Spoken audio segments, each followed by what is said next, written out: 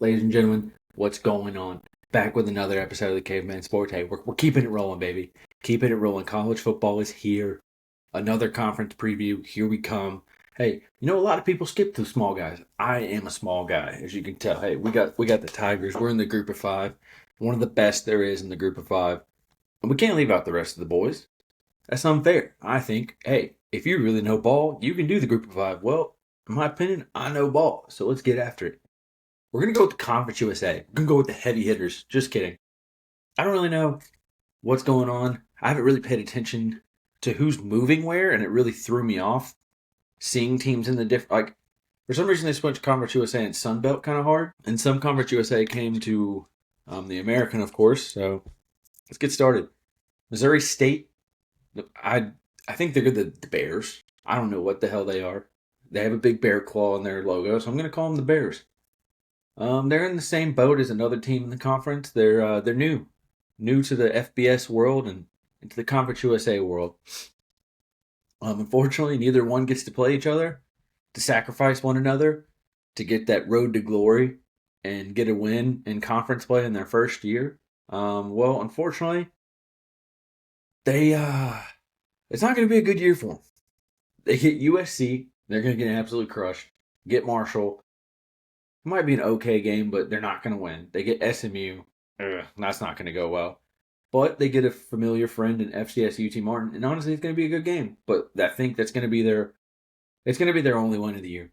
Then they lose. Then they get Western Kentucky, Middle Tennessee, New Mexico State, FIU, Liberty, UTEP, Kennesaw State, and La Tech in conference. So they don't even get their fellow newcomer, unfortunately. Next one, an 11th spot, the other newcomer, the Delaware, whatever the hell they are. I don't even know. Oh, the Hens. That's right, they're the Hens. They're going to try to solidify themselves in D1 as well. They're in the FBS. Well, consider them a freshman, and they're going to get bullied by a bunch of upperclassmen because they're going to, it's not going to go well. But they do get one win, and they beat their rival, Delaware State, in the first game of the year. Then they're going to lose the rest of their games. They get Western Kentucky, Jacksonville State, Middle Tennessee, Liberty, La Tech, Sam Houston, Wake Forest, and UTEP. So not a good year for the Hens, but the first year they're getting their feet wet. But unfortunately they're getting their head dunked in the toilet by the upperclassmen. FIU, the Florida International University, the Panthers, I believe. They do rock some cool. I think because they're more in Miami, so they rock the Miami Vice jerseys, and they're pretty sick. Call them the Vice City Panthers. They're looking for a little something this year, a little something, something. They start the year beating in-state Bethune-Cookman. Unfortunately, then they head to Happy Valley and get absolutely crushed by the Nittany Lions of Penn State.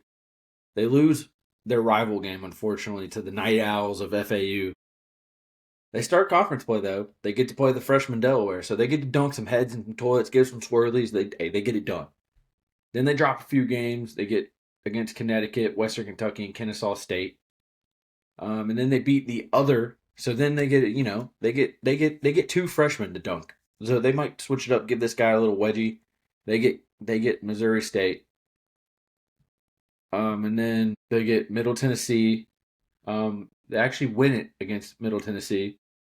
Then lose to Liberty, Jack State, and Sam Houston. Then New Mexico State. The Aggies and Pistol Pete look to try to be competitive in a new conference, and they're still getting adjusted to. Got their feet wet. They're still moving. Start the year beating Bryant. Then they lose 5 in a row to Tulsa, La Tech, New Mexico, Sam Houston, and Liberty.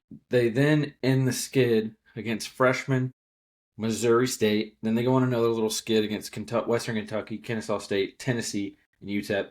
Finish the year strong with another win against Middle Tennessee State. Yep. Number 8, we have Middle Tennessee State. Why do I think they used to be called Middle Tennessee State? I'm pretty sure what it's called. The Blue Raiders look to gain some traction in an underrated Conference USA. They start the year beating FCS Austin Peay. Then they then head to Madison, Wisconsin, and lose to the Honey Badgers of Wisconsin. They drop the next two against Nevada and Marshall. They lose a close one on the road to Kennesaw State. They win 2 in a row against the newcomers, Missouri State and Delaware. So they get some freshman wedgies and dunking heads and toilets. Then they lose to Jack State, FIU, Western Kentucky, Sam Houston, and unfortunately finished the year losing to New Mexico State. Number 7, get La Tech. The Bulldogs of La Tech are looking to get some swagger back. Um, After an okay mid-season last year, they start the year beating FCS Southeastern. A couple buddies played there as well. Um, Down in Louisiana. Then they had to they go to Death Valley, get absolutely neutered by the LSU Tigers. Get those balls chopped. Unfortunately, that Bulldog is going to lose his manhood to the Tigers. Unfortunately, they start conference play, get a win against New Mexico State. Host Southern Miss at home, and that's key to victory. Getting them at home. Head to UTEP on the road in where's UTEP? It's either Texas or New Mexico. I don't remember honestly. And they take a loss. They head to Georgia and give Kennesaw State another welcoming loss. So Kennesaw State, coming in, they get a win against Kennesaw. Drop 2 in a row to Western Kentucky and Sam Houston. Then they get another newcomer in Delaware, so they pull that one out on the win. All of a sudden, they get a real late game against Washington State up in Pullman, Washington. They get tamed by the Cougars. Unfortunately, it'll probably be an ugly one for them. They host Liberty, try and get an upset, get over the hump, come up just a little bit short. They finish the year strong against another newcomer, Missouri State. So, La Tech, little schedule, good for them. Then we have UTEP. The Miners of UTEP, they're looking to have a better season. They start the year on the road, unfortunately, losing to Utah State. Bounce back, they get UT Martin as well, so they beat them.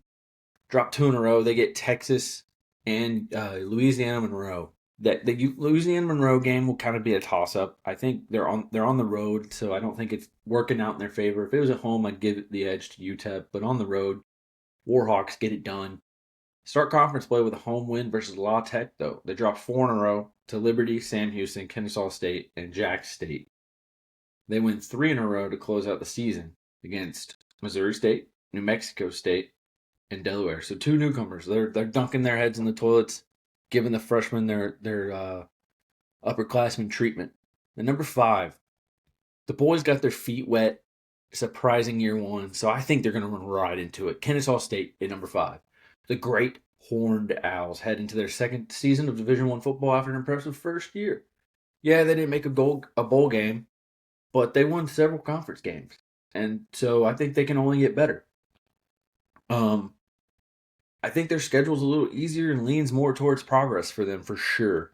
For sure, they start the year ugly. They get Wake Forest. They might be able to pull that upset. I would not be shocked if it happened. Wake Forest is not very good, but I don't think they win. But they're going to get crushed by Indiana. Then they beat the FCS powerhouse of Merrimack College. Then they head to Jonesboro, Arkansas, and take on Arkansas State. And unfortunately, that's just it's an underrated place to play. Butch Jones and that team, they're going to get rolling.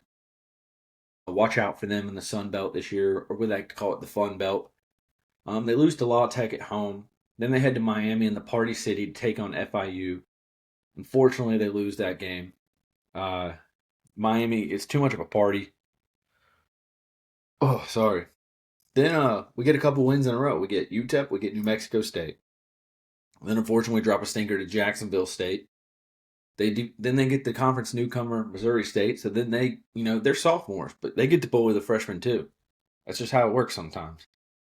Take a big loss to Liberty on the last game of the season, just to barely miss a bowl game. Unfortunately for the Horned Owls, unfortunately just missing a bowl game in their second year in conference. Number 4, we're gonna go with Jacksonville State. The Gamecocks are heading into the season defending conference champs, but they're without brilliant coach, the Rich Rod magician himself. He went back to the Mountaineers, getting that mountain magic back, baby. Let's get after it. They start the year off aggressive. They're heading to Disney World to take on the Central Florida Knights and Bounce House. Scott Frost, hey, he's letting them know he's back. The swagger's back. They unfortunately lose the first one. It's just not going to go good. They head home, take on the Liberty Flames in a massive conference matchup, bright and early. I think they upset them. I think they upset the Liberty Flames for their first win in conference and Liberty's first loss. And I think it's a big upset. Start the year hot. Jamie Chadwell, he just oh wait. Oh my god, I messed that up. I'm sorry, ladies and gentlemen. Wait, I think I messed that up. Yep, I messed that up. We're gonna scratch it, restart. Sorry. Stupid. This thing's been getting me. I'm on baby time right now. Sorry. Jacksonville State loses. I just think with Rich Rod being gone and Jamie Chadwell matchup, the coaching is just, it's too big. Can't overcome it. Give me the Flames. Excuse me. They head to Georgia, take on Georgia Southern in a really sneaky non-conference game. I think the Gamecocks pull it off. I think they get a road win, good road win against Georgia Southern, good team. They get it done. Come back home, beat the brakes off Murray State Racers. Shout out John Morant. Where's that jersey? There it is, baby. You see it. They head to Hattiesburg to take on Southern Miss and the Golden Eagles. Well, sorry, Brett Favre ain't there no more. Give me the Gamecocks. And also, I didn't even realize Southern Miss left the Conference USA. Or left the Conference USA. It really threw me off when I was doing this. Oh, man. Cox then head to Texas, take on Sam Houston State in another massive Conference USA matchup. Unfortunately, they do not pull off this crucial one and lose to the Bearcats, and that's on a Thursday night football. That's going to be a very good game to start a week. Definitely going to be much better than whatever Thursday night game is that week for the NFL. Then the Cox give us 2 Wednesday night games in a row, beating Delaware and Middle Tennessee State. Keep the streak going, beating UTEP, Kennesaw State, and FIU. And then, they're right there. They get a win, crucial win. You never know. They could make the conference championship game. Unfortunately, they drop another big one to end the season, losing at home to Western Kentucky. Unfortunately for them, man, it's tough. Number 3, we have the Sam Houston Bearcats. Fairly new to the FBS, but man, they hit the ground running immediately. Very impressive. Now they're looking to take another step forward, maybe win the conference, maybe play their way into an even bigger conference, maybe play their way into like the American. They're, far enough in Texas, they might get to the Mountain West. Who knows?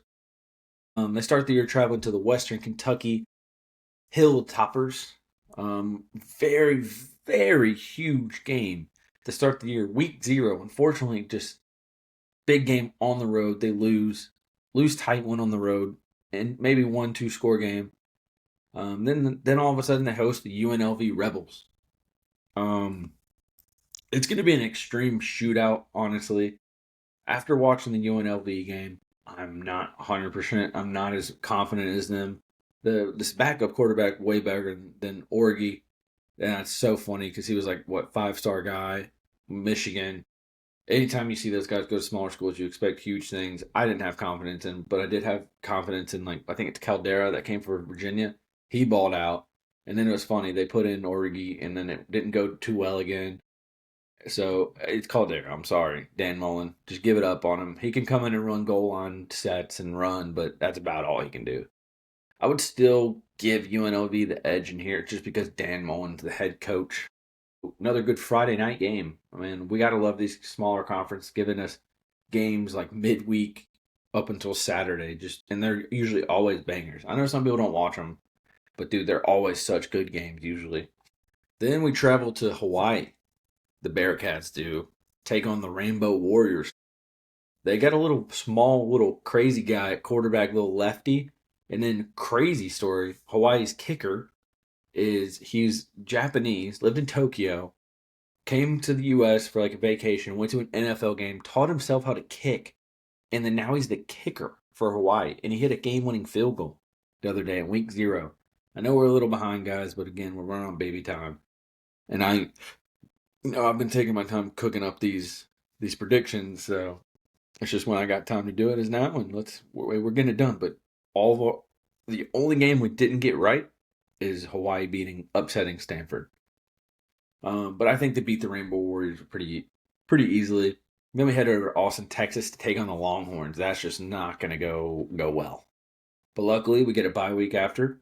They're going to regroup, get it together, head to New Mexico to take on New Mexico State. It's a trap game.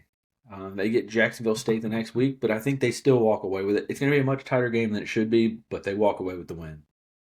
Then They get defending champs Jack State at home.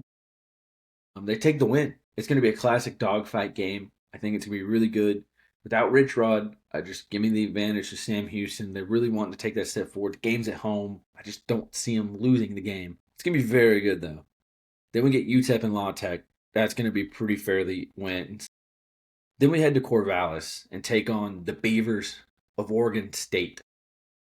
It's an interesting game. I think it's going to be an okay game. They're going to set the dam on fire early, but the Beavers' instincts, man, they kick in, they start to get the wood, they get it together, they put out the fire.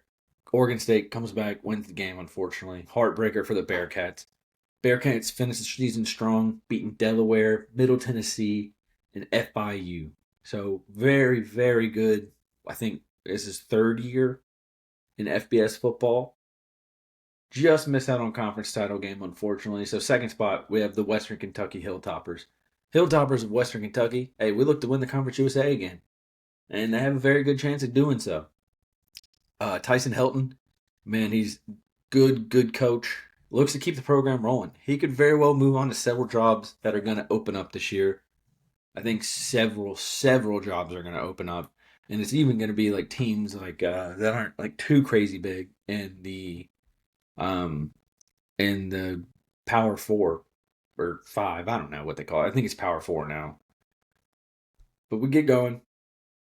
They have a favorable conference schedule and solid non-conference on top of it. But they start the year again, same team. They host Sam Houston State. Again, games at home, so I think that the Hilltoppers pull off the crucial win week 1, and they did. Then they reel off several wins in a row against North Alabama, Toledo, which is a good non-conference game, and that's going to be a dogfight. Nevada and Missouri State, the newcomers, the freshmen, so they get to dunk some heads in some toilets. And then they keep it rolling. Get Delaware at home, FIU at home, La Tech at home, and New Mexico State at home.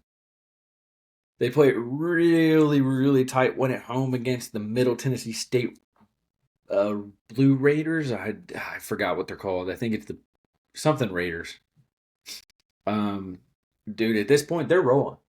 They very well could be top 25. In my opinion, they should be a top 25 team. They head to Baton Rouge and play, honestly, a much closer game than I think people are going to anticipate. And it really depends what LSU is rolling into at this point. But LSU definitely probably takes the game in the second half, kind of open it up a little bit. But I think it's going to be a close game. Western Kentucky could have a lead, maybe going into halftime. I think it's going to be a very, very good game. And then here we go. Biggest game Hilltoppers have probably had in maybe their lifetime. They have a chance to get back in the top 25 with a win. If that game against LSU was really good, they still have a chance to be in there. They head to Jacksonville, Alabama to play the last regular season game against the Gamecocks. Even without Rich Rod, just being at home in those games, man, they're crucial. And then I think Western Kentucky pulls out the massive win, crucial win to get to the conference championship game.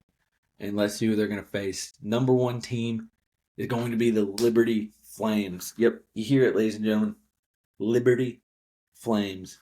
I know they lost Slater to Colorado and Magic Man Prime Time, Deion Sanders, but I just can't write off Jamie Chadwell. That guy just produces QBs. He is the QB magician.